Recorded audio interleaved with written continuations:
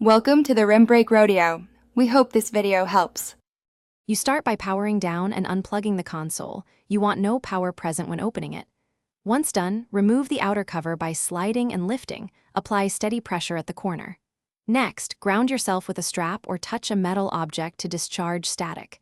Remove the M2 bay cover screw and the spacer plate. Keep those tiny parts safe.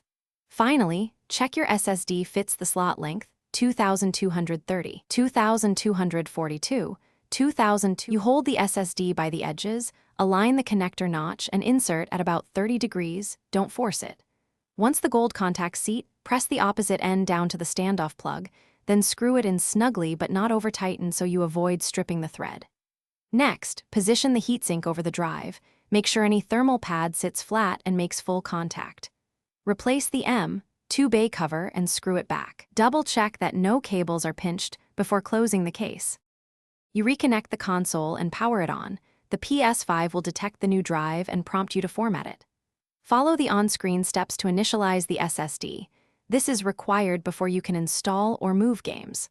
Once formatted, go to Settings, Storage, and confirm the drive appears, then move games or set it as the default install location if desired.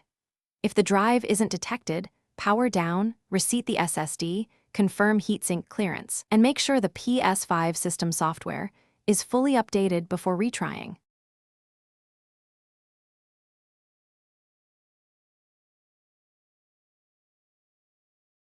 Thanks for watching. Consider subscribing if we helped you.